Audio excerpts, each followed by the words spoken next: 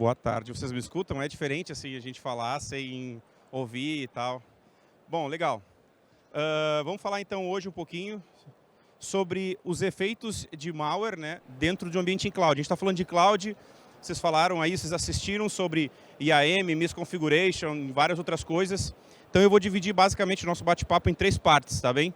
Eu vou falar um pouquinho sobre o que é basicamente essa questão de como a gente chega em cloud através de falhas explorando. Então eu vou falar de uma falha rapidamente, vou mostrar um vídeo, depois eu vou mostrar um malware em si em PDF e vou fazer o link disso e depois eu mostro por que o malware é executado em si.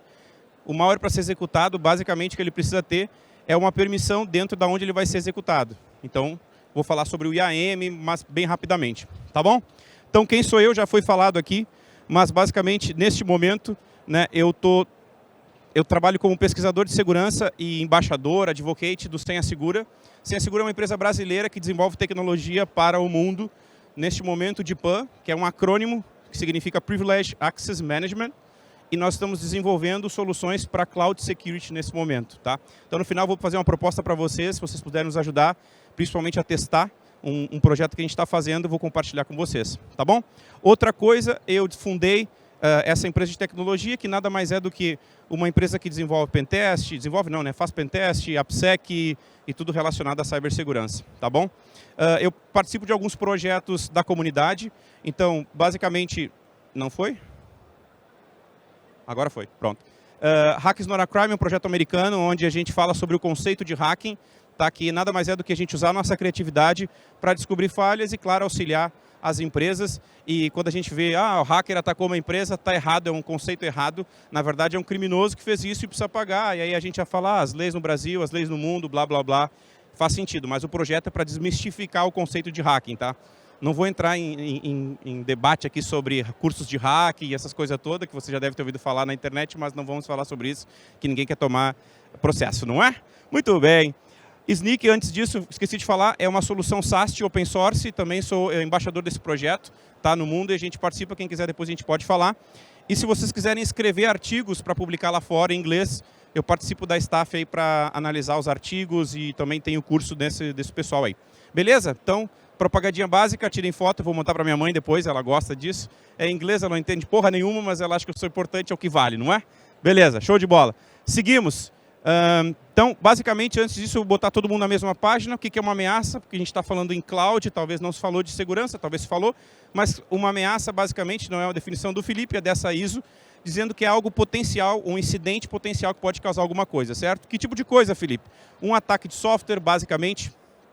Isso, um ataque de software, um roubo de propriedade intelectual, sabotagem também é um outro ponto, e a parte de extorsão de dados, ou como a gente conhece, já viu falar, vocês já ouviram falar, o ransomware nada mais é do que um tipo de extorsão. Então isso é uma ameaça, ou potenciais ameaças, são um potencial incidente. Então se a gente tem cloud, vocês sabem muito bem que dentro de cloud a gente tem várias conexões entre usuários, grupos, rules e por aí vai. Então realmente é muito complexo. Então para investigar é um desafio, porque a gente tem muitas conexões entre usuário, grupos e assim por diante. Então perfeito, vamos pensar um pouco, vamos trazer uma ideia aqui, uma chuva de ideias todo mundo. Beleza. O que a gente tem de desafio hoje dentro de cloud? Se o coisa ia me ajudar a funcionar, tá bem? Então a gente tem, dentro de cloud, a gente tem time de desenvolvimento que acessa muitas aplicações, como vocês devem ter o desafio, seja de construir ou o desafio de gerenciar ou manter a segurança. A gente tem, por exemplo, DevOps times de desenvolvimento que tem que criar o processo de automação, time de banco de dados, time de cloud mesmo, que tem que montar arquitetura, ver qual é o melhor approach de arquitetura, se trabalhar com monolítico, microserviço, migração disso, daquele outro. Ou seja, é muito desafio. Aí, dentro de cloud, a gente tem os líderes de unidade, né? Que é aquele cara não técnico, né? Mas que a gente tem que dar acesso. E aí a gente está lá fazendo a segurança em cloud e alguém do marketing, da liderança, subiu uma instância na AWS e deu permissão para os caras, porque tem que fazer uma campanha. Aí lá vai o time de segurança, tem que cuidar disso, tem que provisionar disso e assim por diante. E, além disso, tem os acessos. Quem gerencia esse acesso? Então, esses são desafios. A gente está pensando em desafios. E, além disso, tem o C-Level, né, que é o cara que manda em tudo, geralmente. Né, é o cara que define tecnologia e a gente tem, muitas vezes, que liberar acesso para os caras dentro desses ambientes. Então, esse é o desafio. Bom, sabemos desse desafio. Agora, o que se apresenta para nós enquanto segurança? Aí entra Muitas vezes o cara que é, o trabalho remoto chegou como um desafio por causa da pandemia, acelerou isso e principalmente a gente tem observado, pensando em ataque, a parte de insider threat, que é justamente o mercado hoje de cybercrime contratando e recrutando pessoas para abrirem portas dentro das empresas. E em cloud, como a gente tem aquele infinitos serviços, fica um pouco mais complexo. Legal. Vamos seguir. Qual que é o impacto disso se for explorado? Então, isso lembrando, é um brainstorm, a gente está pensando sobre isso, vários desafios, poderia colocar um monte, vocês devem ter um monte na vida de vocês, mas legal, vamos pensar em falha agora. Beleza, falha upload é um tipo de falha que acontece em aplicações web, é o que a gente vai falar bem rapidamente aqui. É uma falha que acontece geralmente num servidor web que permite que usuários carreguem arquivos. Então, vamos imaginar que a gente tem uma aplicação em cloud, certo? Onde aqui faz de conta que todo mundo trabalha no RH, está todo mundo recrutando, principalmente aqui no RoadSec, né? O pessoal está precisando trabalhar, é uma oportunidade de mandar o CV.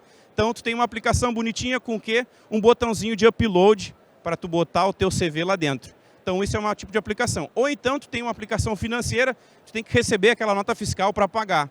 E aí, para facilitar e para gerar automação, tu gera um servidor web, coloca em cloud, habilita um botãozinho para o cara botar o seu arquivinho em PDF bonitão lá, para o financeiro receber esse arquivo.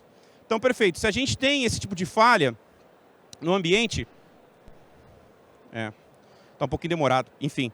Então, quando a gente não trata e não sanitiza direitinho essa aplicação, pode gerar essa falha de falha upload, onde possibilita que o atacante coloque um arquivo dentro desse servidor web. E aí dá para fazer uma série de coisas, que é o que basicamente mostra nesse vídeo aqui, que eu vou deixar rodando para a gente entender. Isso é uma aplicação de demo, laboratório, Pentest Lab, qualquer um pode acessar, mas é só para mostrar a diferença de um tipo de falha que é muito fácil. Essa aqui é ridiculamente, obviamente, ela é ridícula, mas é só para vocês entenderem um parâmetro específico. Eu tenho a possibilidade de subir um arquivo com extensão .php. Então, eu já sei que a aplicação é em PHP e eu posso subir um arquivo do tipo PHP para lá dentro. Então, eu coloquei simplesmente um arquivinho em shell, um arquivo em PHP, para eu poder fazer execução de comandos dentro dessa aplicação. E aí eu vou para uma outra vulnerabilidade chamada Command Execution, que é o que eu vou setar no browser baseado naquele GET, né, naquele GET que eu estou dando, que é comandos para o servidor. Só é possível porque eu subi esse arquivo lá dentro. Lembrem do arquivo que a gente falou? Aquele file upload é o arquivo .php. Então, essa aplicação, basicamente, ela não tratou isso no processo de receber esse arquivo e, por consequência disso, eu posso setar comandos nesse browser, que é aqui em cima. Aqui em cima, basicamente.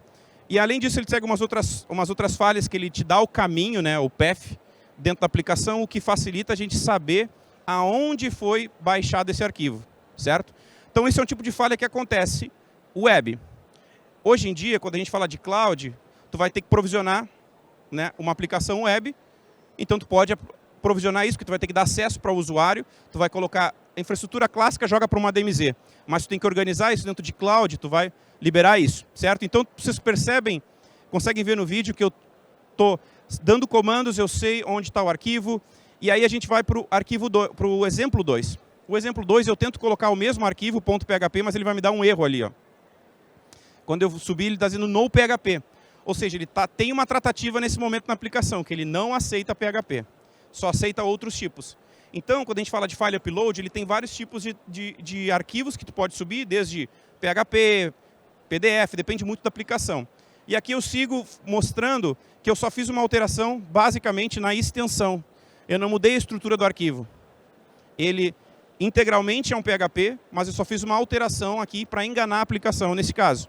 Então, eu botei um .text, e se eu tentar fazer agora o upload do .text, o que a gente vai ver aqui? A gente vai ver que a aplicação vai receber da mesma maneira. Então, deu sucesso, só por uma mudança de extensão. Então, é fácil hoje a gente fazer manipulação de arquivo.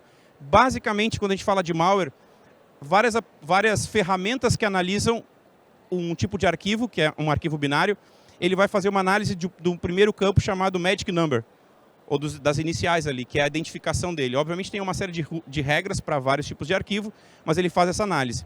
O que mostra aqui, basicamente, é que essa aplicação ela tem dois tipos de tratativa. E aí a gente vai para o exemplo clássico aqui. O primeiro deles, que é o que deu o exemplo 1, ele não tem nenhuma tratativa para barra aqui, ó. Ele aceita qualquer arquivo dentro da aplicação, desde o PDF, lembrando que nós somos do RH e temos uma empresa para contratar pessoas aqui no RoadSec, certo? Então ele recebe os arquivos em PDF, mas ele também recebe .php. Aí o dev, bem inteligente, foi lá, de acordo com o time de segurança que orientou que ele tinha que tratar isso, e colocou justamente essa tratativa, ó, não aceita PHP. Só que ele fez uma tratativa errada, ele só tratou a nível de extensão. E aí o que o cara fez do atacante? Foi lá e só mudou a extensão e conseguiu subir o PHP e conseguiu fazer o mesmo ataque. Então a gente falou aqui de uma falha de servidores web. Perfeito. O que dá para fazer, Felipe, se a gente subir um PDF? Então nós entendemos a primeira parte, que é a falha web. O que dá para fazer com um PDF agora malicioso? Antes disso, a gente tem que entender que existe uma coisa chamada vetor de ataque, que é onde as pessoas, o atacante em si, né, utiliza, e não o hacker, o atacante, ou o criminoso, utiliza para explorar ambientes, ou o pentester, que daí trabalha com segurança ofensiva e por aí vai. Ele vai usar algumas técnicas e algumas coisas para poder atacar. Então, o que é um vetor de ataque? Nada mais é do que a forma como ele vai comprometer um sistema. E aí tem várias outras terminologias, que pode ser que tipo de arma, né? Pode ser um malware, pode ser um ransomware, pode ser o phishing. Não vou explicar o que é cada um, mas um é software malicioso, o outro, ransomware, é um tipo de malware. Na verdade, ele é uma aplicação de criptografia não autorizada. E o phishing é uma técnica para jogar, né? É um tipo de técnica que tu utiliza para infectar o ambiente. Perfeito. Mas existem falhas que não são relacionadas ao malware, e sim relacionadas ao fator humano. Nesse caso, a gente está falando de credenciais fracas, que a gente deixa expostas. A gente está falando de uso de criptografia ruim, né? Aquelas que já foram quebradas, tipo um SHA-1 ou qualquer coisa assim. A gente pode ver erros de configuração, ou o famoso misconfiguration, que é o que a gente vai falar um pouquinho também hoje, né? E permitir pessoas acessarem dados privilegiados. Então, é uma falha humana. Que, de novo, quando a gente fala de cloud, ele é extremamente complexo e tem muitas relações entre nodes, que a gente chama, né? Perfeito. Bom, vamos ao impacto. Aqui é um vídeo de Agora foi. De um malware que já é conhecido, quem já me acompanha aí já viu que eu palestrei já sobre esse malware, é um PDF que eu analisei. Então, basicamente, eu tenho o PDF. Casualmente é o CV, é o nosso CV ali, bonitão. É o nosso currículo. Então, eu fiz a leitura, é um PDF. Eu vou mostrar algumas partes dele. Eu até poderia adiantar aqui, mas a gente não vai conseguir, porque eu não tenho controle disso. Então, me perdoem por isso. Eu vou tentar ir narrando aqui e manter a atenção de vocês. Basicamente, eu usei uma ferramenta chamada PDF ID, que analisa partes deste PDF, que é dividido em várias estruturas de objetos, que são 15 aqui em cima, stream, que geralmente é o componente onde o atacante coloca um componente malicioso, e aí tem uma tabela de referência cruzada, que é onde ele integra ou cruza os objetos quando a gente fala de um PDF. Tá? O PDF ele tem uma estrutura de árvore. Tem um objeto root em cima e vários filhos, como uma árvore genealógica, sabe? Então tem um filho 1 que daí casou, teve outros filhos, mais ou menos nessa pegada. O PDF funciona dessa maneira. Bom, sabendo dessa estrutura, que eu tenho 15 objetos, eu preciso investigar mais a fundo. O que eu fiz? Usei uma ferramenta chamada PDF Parser, que vai analisar no detalhe cada objeto deste PDF, deste currículo que nós recebemos lá na nossa aplicação web, lembram? Então, esse é o currículo que entrou lá. Beleza. Então, primeira coisa que a gente viu, a gente encontrou já uma informação de JavaScript. Então, o PDF por si só já é suspeito, né? Quando ele não tem nada, assim, PDF, deixa eu corrigir. Um PDF com JavaScript, por si só, ele é bem suspeito. Então, já dá para dizer que é um malware aqui, porque não faz nenhum sentido a gente ter um JavaScript dentro de um PDF. Tá? Então, ali eu fiz alguns comandos só para confirmar que realmente tem esse JavaScript. Mas o que tem, de fato, nesse JavaScript? A gente precisa entender o contexto ou o conteúdo dele. Então, para isso, a gente precisa pegar o dado bruto dele para tentar localizar aonde está esse dado, né? Se é ou em qual objeto que está o componente malicioso deste PDF. Então, perfeito. Esse é o comando, né?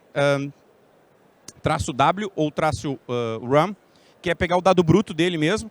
Então, eu extraí todo o dado bruto dele, como a gente pode ver. E ali tem o objeto 1, que referencia outros objetos. Estrutura de árvore, lembram?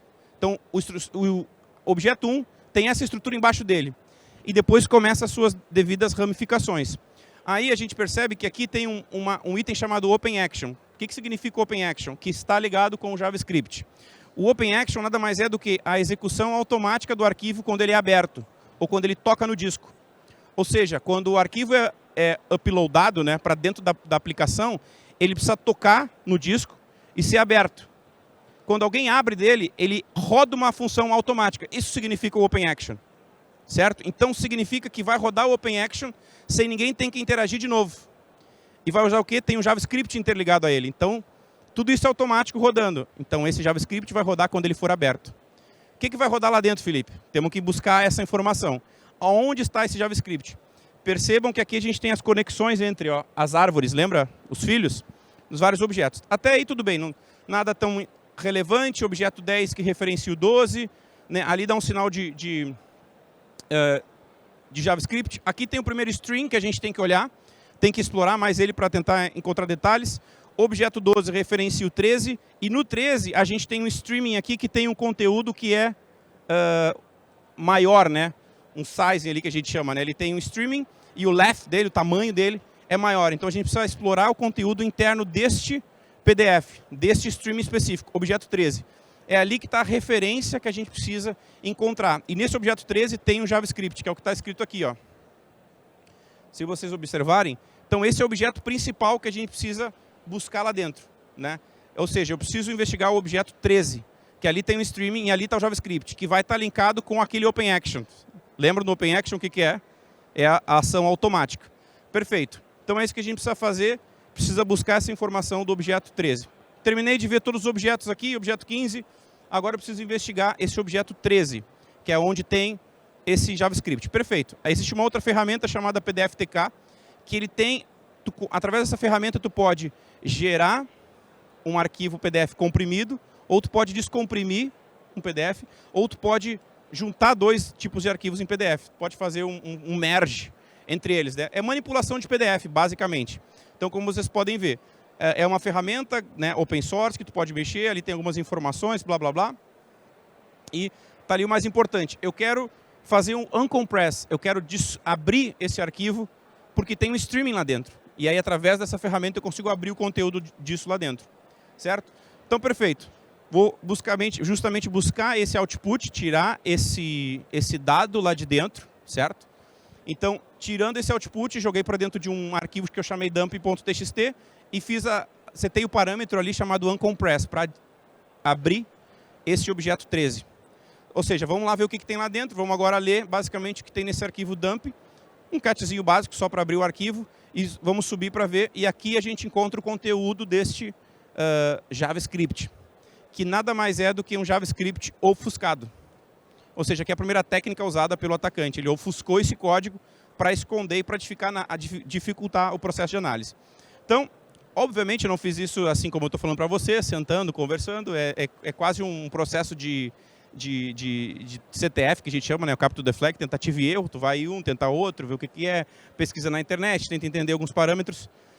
Então, o que eu fiz? Eu copiei o arquivo aqui, gerei eu percebi que era um JavaScript, então se era um JavaScript, o que eu pensei? Bom, JavaScript, aplicação web HTML.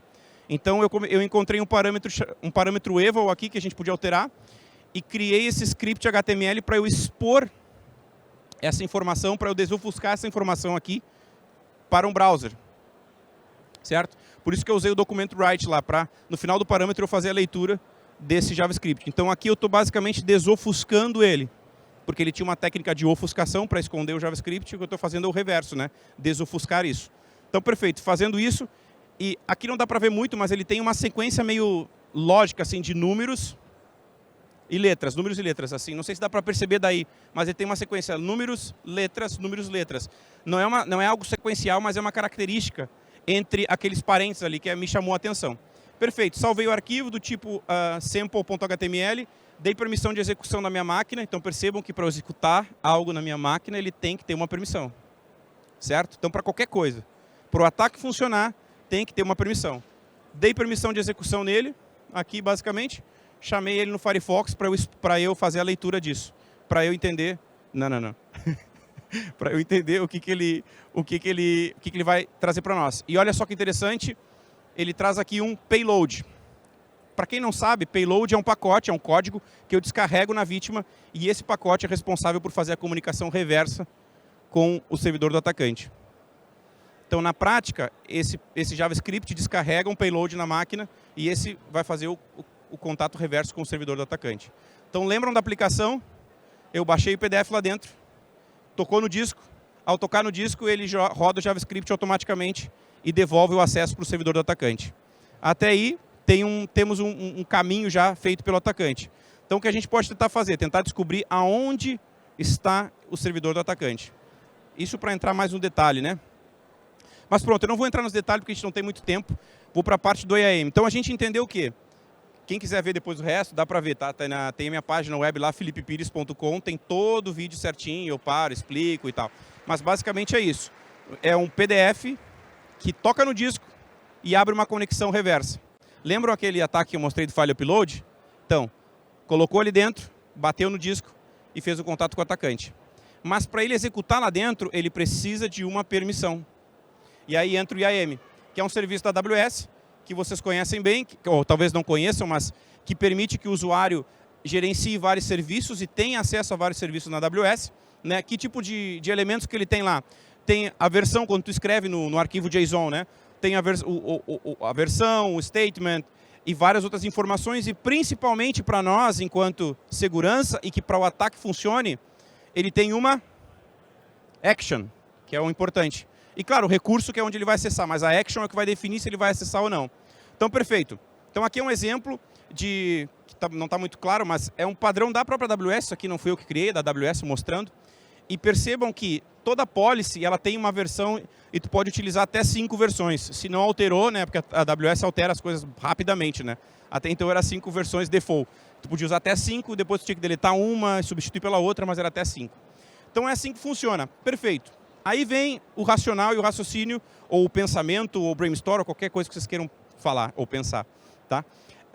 Cada permissão dentro da AWS, ela te dá o direito, ou não cada, mas um IAM, ela te dá o direito de ler algo, de escrever algo, e tem outro chamado Permission Management, que te dá o direito de fazer algumas coisas também, que é escrita, leitura, enfim, te dá o poder de criar algo. E aí, quando a gente fala de IAM, a gente tem um pool lá para configurar. O que é mais fácil para a gente, ou para muita gente, quando vai configurar a AWS? Ele pega o checkbox, alguém diz assim, o time de dev, eu preciso subir essa aplicação aqui porque eu vou subir um microserviço. Qual a permissão que tu precisa? Administrator Access. Então a AWS vai lá e tem uma própria permission desse grupo. Para tu não ter o trabalho de olhar todos os itens, tu habilita aquela ali, porque a AWS te recomendou. Se a AWS recomendou, tá show de bola. E não tem problema, não estou dizendo que é errado, tá bem? Aí, o time de cloud fala assim, não, mas para eu gerenciar, então, eu tenho que ter essa permissão também. Então, ele vai setar essa permissão também para ele. Então, são várias permissões default que a AWS tem, assim como o GCP tem, como o Azure tem. Estou falando especificamente da AWS, porque esse aqui eu estou falando de AWS, tá bem? Então, um usuário, imagina vocês aqui. Quem aqui trabalha com segurança? Vamos lá, levanta a mão aí para eu saber. Legal. Quem trabalha com gerenciamento de cloud? Levanta a mão. Tá. Quem trabalha com gerenciamento de segurança de cloud? Tá. São mãos diferentes. Por quê? Segurança em cloud é uma coisa. Habilitar serviços em cloud é outra. Tem alguém que trabalha com DevOps aqui? Legal, tá vendo? Tem alguém que trabalha com banco de dados aqui? Ninguém. Bom, então assim, são vários perfis, várias políticas e várias rules. Aí eu quero mostrar para vocês uma figura. Isso aqui basicamente é uma ferramenta open source. Isso aqui é um gráfico Neo4j, tá? Que é um banco de dados também gratuito e tal. E aqui é uma queryzinha que ele está fazendo, simples, chamando todas as policies da AWS e o statement que ele tem, e principalmente buscando essa informação. Set default policy version. Isso é um checkbox, é uma daquelas caixinhas dentro do IAM que está em Permission Management, que geralmente quando tu habilita o Enable All, ela está lá. O que significa isso, Felipe? Simples. Significa que se tu tiver uma das tuas AWS Keys e a tua secret que tu esqueceu ou tu deixou no teu GitHub ou no teu Bitbucket exposto e alguém coletou essa informação, foi lá e colocou AWS console, colocou essas informações, deu next e se autenticou através da AWS CLI, e ele lista as policies e encontra este set default policy version, o que significa isso? Significa que o cara pode ir no site da AWS, colocar como habilitar acesso full na AWS. Vai te dar um arquivo JSON, tu copia aquele arquivo JSON, gera ele na tua máquina, escreve um comandinho simples, AWS, CLI, AWS, -set default policy version, e define este novo arquivo como a tua nova policy. Então, se este usuário não tem uma policy full na AWS, mas porque ele tem este único checkbox habilitado, ele pode alterar a policy dele para uma policy full dentro da AWS. Então, o que eu quero mostrar com essa imagem? Que aqui eu tenho um usuário, que não dá muito para ver, mas basicamente esse aqui da ponta é suporte, esse aqui é SEO, esse aqui é manager e esse aqui é outro qualquer. Ele tem relações entre si, se vocês observarem, tem várias relaçõezinhas e interligações entre eles. E aí, para encerrar, a gente tem essa outra imagem que está ruim, mas essa daqui é uma ferramenta chamada AWS PX, AWS PX. Tá? É uma outra ferramenta open source que coleta as informações via API da AWS e mostra aqui, ó, nesses links entre eles, as actions. O que são as actions? São aquela ação que aquela política vai permitir, certo? Então, para encerrar, qual que é a conclusão dessa nossa conversa? Né? É o seguinte, nós temos uma aplicação web que é vulnerável, certo? Ou que foi exposta de forma vulnerável. A gente tem o arquivo em PDF que é o vetor de ataque. Isso só vai acontecer se ele tocar no disco. E se o usuário que for infectado, aquele web server, aquele user www.data, tiver a permissão errada dentro da AWS, ele é possível acontecer o ataque.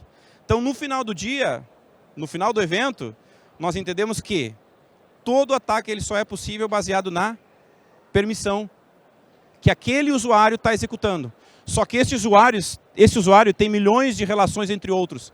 Então, na visão do atacante, ele tem várias possibilidades de se movimentar lateralmente, como vocês já ouviram, e tentar escalar privilégios baseado na permissão que ele tem. Certo? E aí, para encerrar, o último slide. Esse aqui é um projeto que a gente está desenvolvendo, onde ele não tem nenhum cunho comercial e o principal objetivo dele é que os usuários testem as suas aplicações em cloud. Então, ele vai fazer exatamente o que aquela ferramenta fez, ele vai fazer a coleta das informações e vai listar as informações, as permissões dentro de cloud e vai te dar uma visibilidade. Felipe, qual que é o intuito? No final do dia, quando vocês testarem isso com a AWS, vocês vão poder falar comigo ou falar com o Gui que está aqui, que é do time de produtos, e dar o feedback do que a ferramenta... Ah, legal, a ferramenta é boa, é ruim, acho que devia ter isso, acho que devia ter aquilo, e nós estamos construindo, por isso que o nome do projeto é Build With Us, ou seja, construa conosco. Essa é a proposta do Senha Segura para vocês. Tá bom, gente? Obrigado. Sei que não temos mais tempos, espero que tenham gostado. Obrigado de novo.